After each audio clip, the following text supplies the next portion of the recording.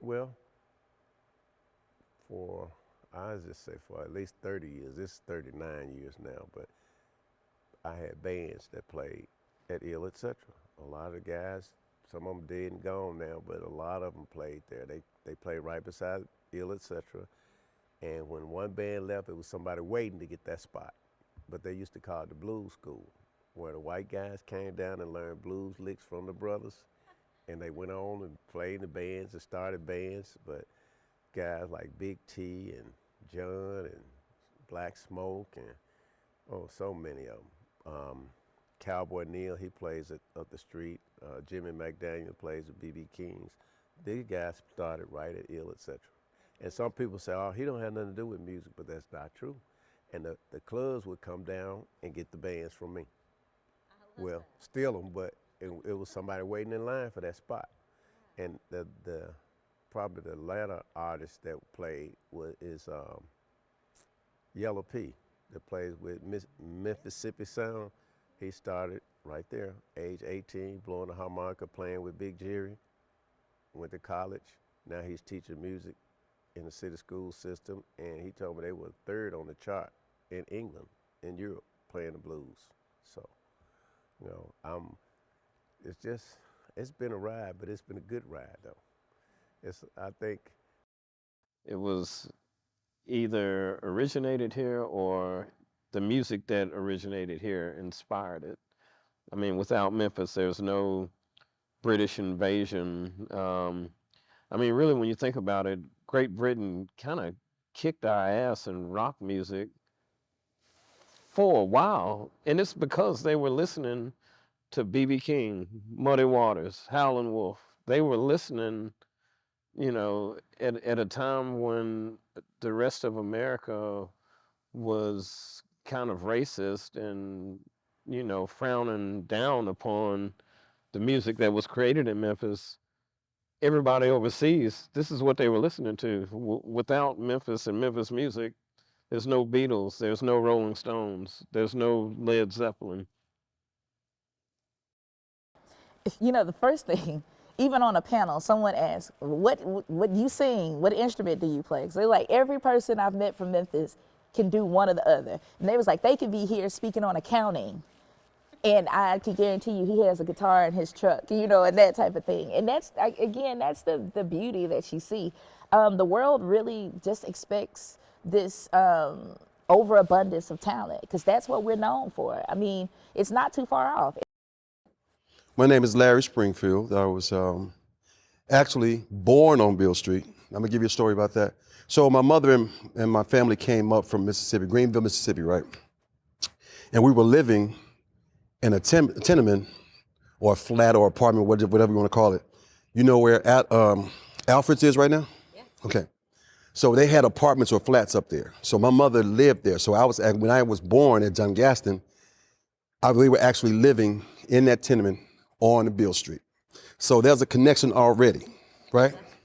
So fast forward 19 years, and I started to sing at this little club at 4th and Beale called Club Royales. So that's how I got my start into the music, quote unquote, business. So I've been attached to Beale Street for a long time. So then you have, this marvelous theater that we're in, and knowing that John Lee Hooker used to take, tickets at the door. Hello, that's just mind blowing. It's literally, when you walk these streets, you're stepping in not only the footprint of, notorious gangsters like Machine Gun Kelly, but also women that were, turning the tide like Memphis Minnie, or, the whole, even Elvis was walking on the street. Everybody walked this street. So Elvis was a junior in high school in 1952.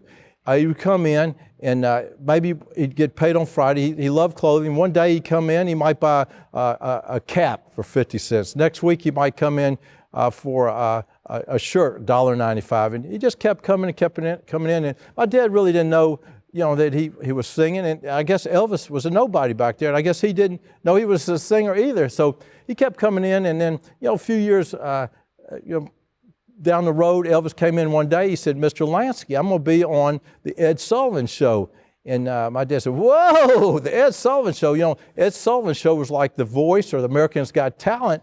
And it was unbelievable. So, and he said, "Mr. Lansky, I'm going to need some clothes." So my dad started putting clothes out and matching stuff up. And then this young man, this guy named Elvis, looked up. He said, "Mr. Lansky, I got a problem." My dad said, "What's your problem, Elvis?" "I don't have any money." And my dad said, "Elvis, you got a problem, but I tell you what I'm going to do. I'm going to give you some credit, but you better pay me back." Of course, 45 years after his death, Elvis is still, the relationship, he's still paying us back every day in the store. So it just feels good to know that that legacy that we started, 380 Beale Street, is going stronger than ever right now. And on top of that, along with the blues artists and the soul artists that all grace up and down Beale Street as the Memphis hip hop pioneers, we could say we're a part of that Beale Street legacy as well. And it's amazing. It's amazing. Beale is kind of like the heartbeat of the Memphis scene, I feel like, in a way. It's definitely the most active street in Memphis to kind of go and see music, and I feel like, most of the Memphis musicians who kind of come out kind of grew up playing on Beale. So I think it's this kind of highway in the sense of, people meeting people and getting together and making music, and it's just good. Yeah. Well, it feels real good. No, I used to make the band mad, the Pocket Rocket guys that I played with, and they was all great musicians. But I'm the kind of guy, it could be a kid, 3, 4 years old, because I always remember somebody had to give me an opportunity. If they came up there and could get to me, that kid, and say, "Mr. Morris, can I play up there where you are?" I said, "Come on." Yeah. They said, "Well, that's not professional." I said, "Well, yes, it is. You showing love to everybody. And I do that right today.